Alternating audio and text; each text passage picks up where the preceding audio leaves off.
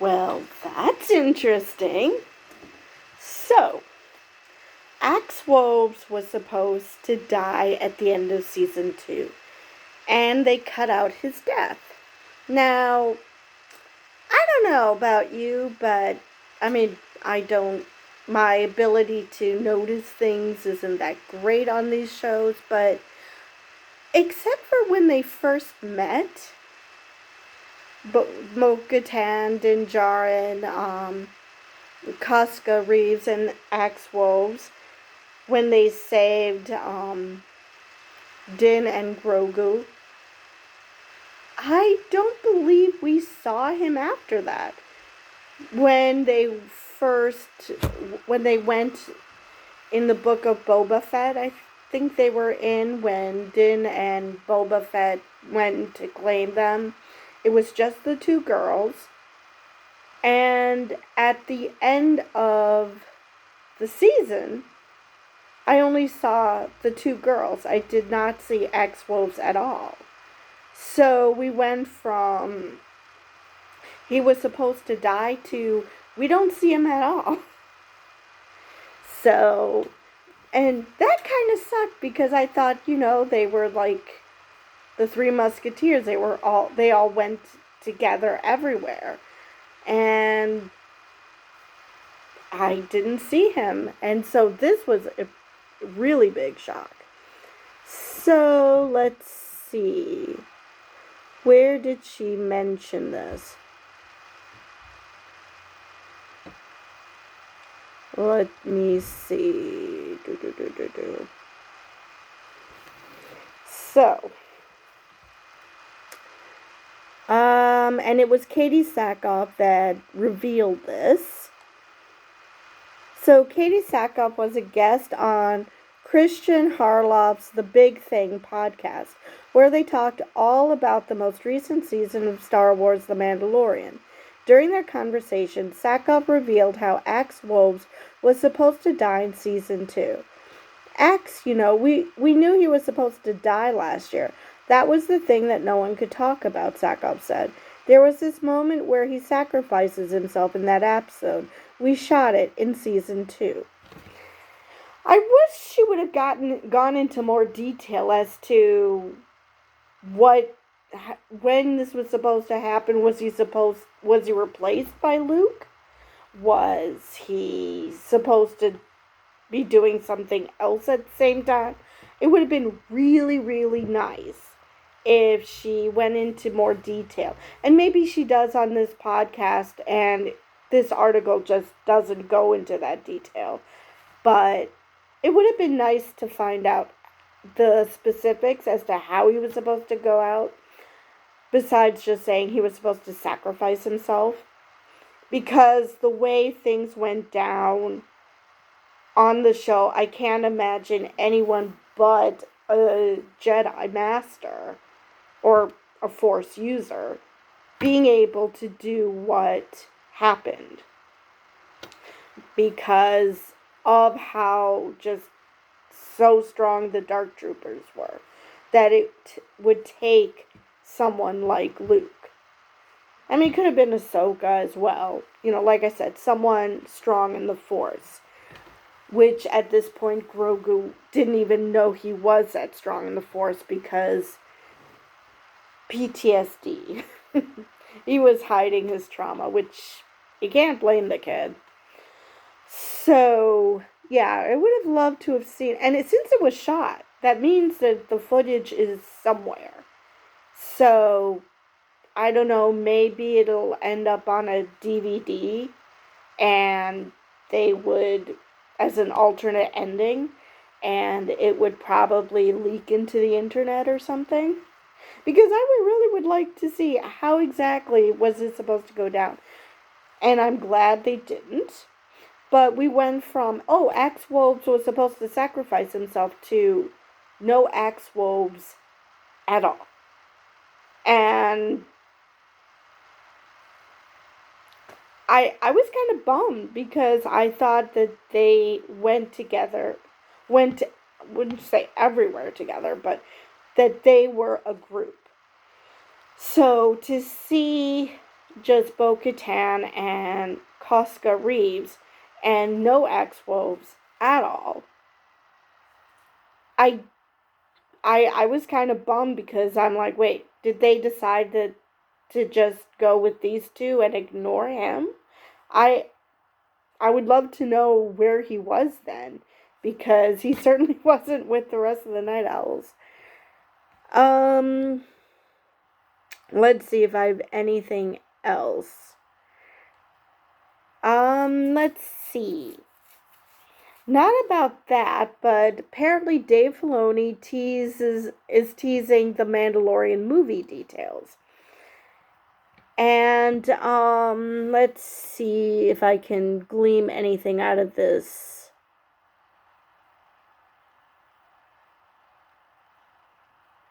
So, yes, we know it takes place between the original trilogy of Star Wars movies.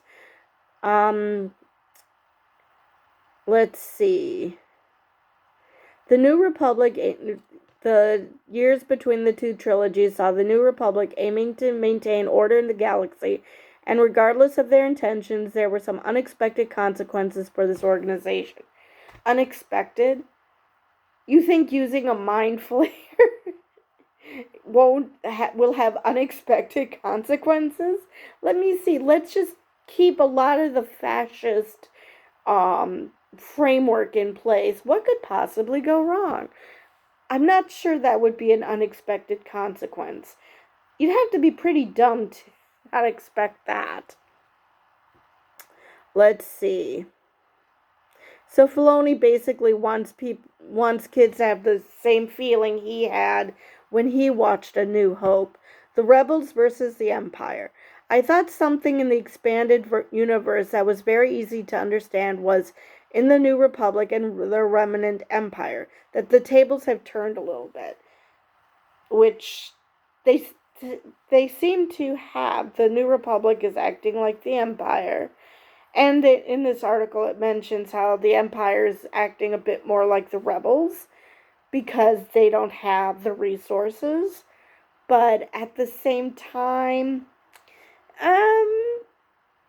yeah, but at least the rebels of A New Hope, they were idealists. They had this grand plan of, at the very least, let's not live under fascism, and that the Empire sucks, and the Empire isn't doing this. Well, they do think that they can do better than the New Republic, which is the same as what the rebels were doing.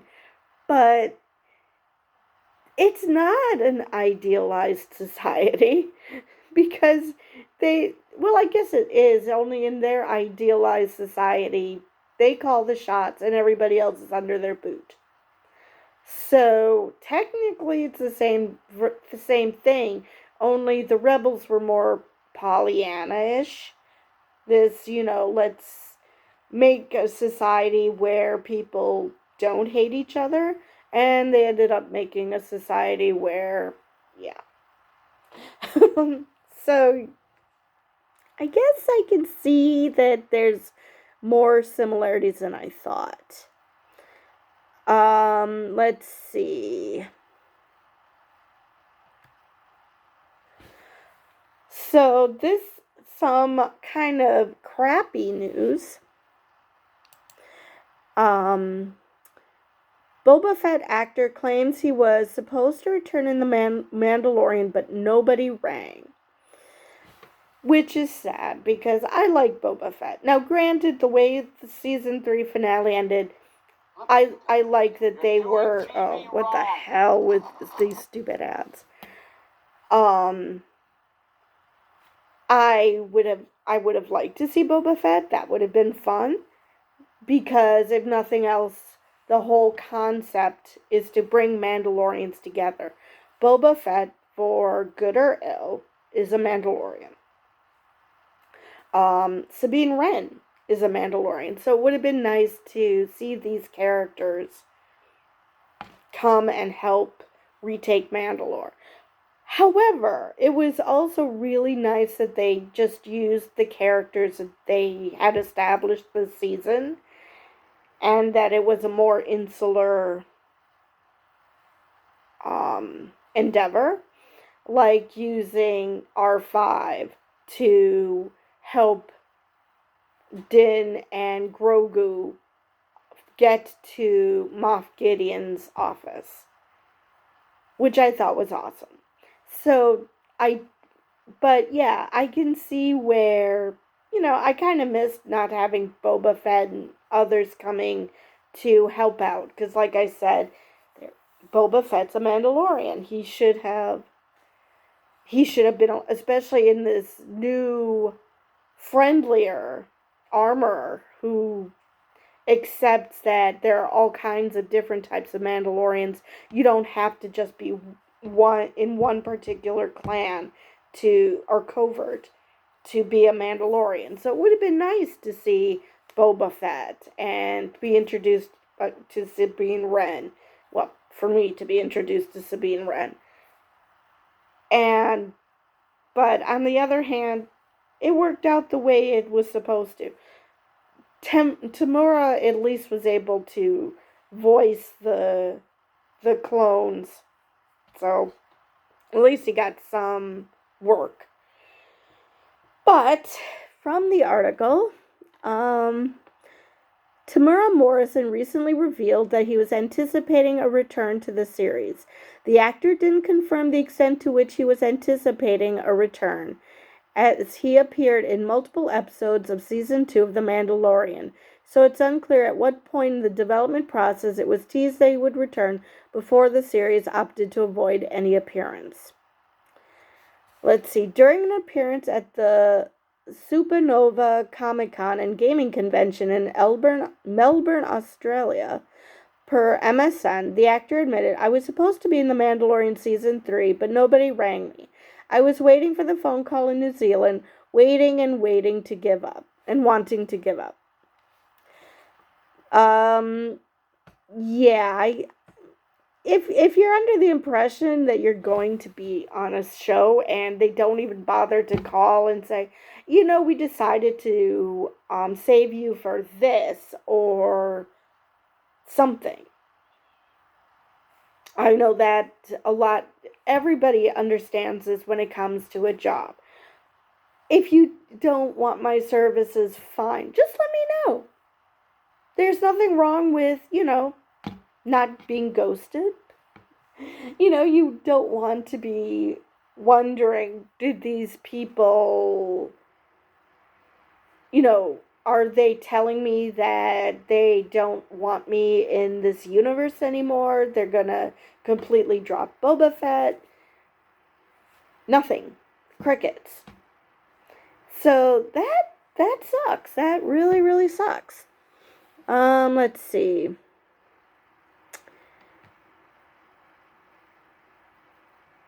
Let's see if... And this article mentions that some fans were disappointed that Din spent so much time in the book of Boba Fett.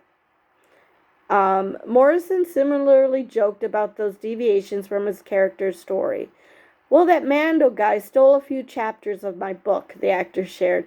"It was painful watching him turn up with some black new lethal sword, and the way he turned up in my book of Boba, he just destroyed everybody. I'm sure this guy is, ruining my show.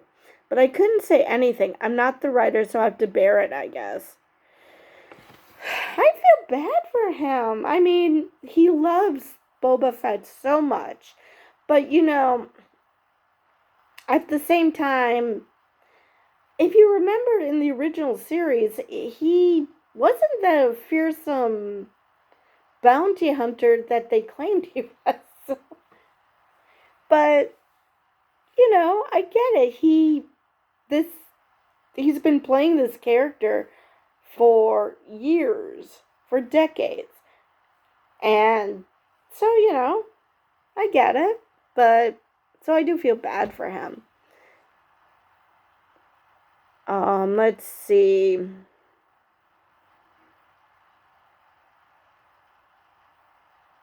So there's still no announced plans for a season 2 of the Book of Boba Fett. And according to this, The Mandalorian hasn't been confirmed for season 4. Emergency Awesome told me that they're going to start shooting later this year. So, somebody's got their signals crossed. Let's see.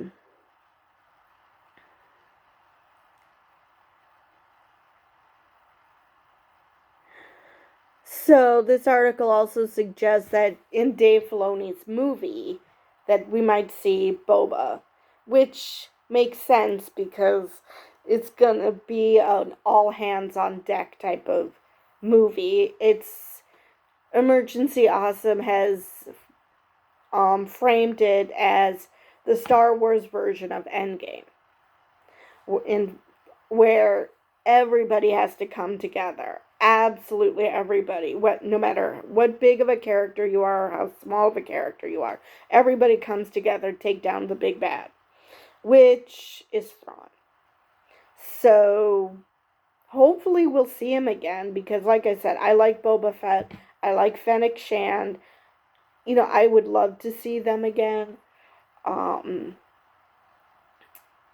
I realize that this universe is getting pretty big and there's so many characters, but then do another second season of Book of Boba Fett, or have him in other people's shows, like Mandalorian, like Ahsoka. I doubt he would fit in Skeleton Crew because my understanding of Skeleton Crew is they're in the unknown region, so that wouldn't work. But yeah, why not more cameos or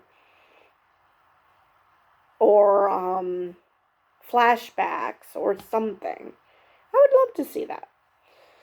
So yeah, I mean, it kind of sucks to give so much to a character and then people are like, yeah, we're just gonna not use you and not let you know that.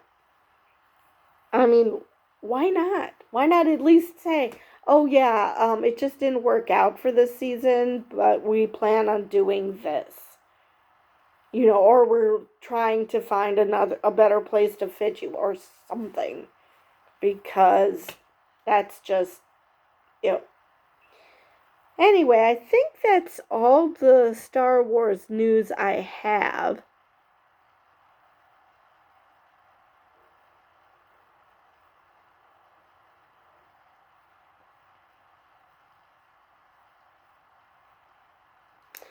Yeah, that's all Star Wars related content I have for now. And let me just take one more look. Ugh. Why do these ads do that? Alright, let me see if there's anything. My Kayla's been an engineer since What is with this stupid website? I don't need the ads to automatically.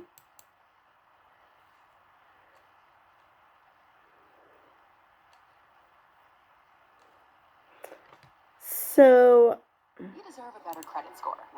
The only other thing I can find that would be remotely interesting is that the actor who plays Carson Teva wouldn't mind being in Star Trek. Okay. Which would be fun considering the fandom seem to hate each other for some strange reason. This idea that you have to either be a Star Wars fan or a Star Trek fan. So it would be nice to see a crossover. Rather random, but it would be nice. But with that, I think I've covered everything. So I will see you guys next time.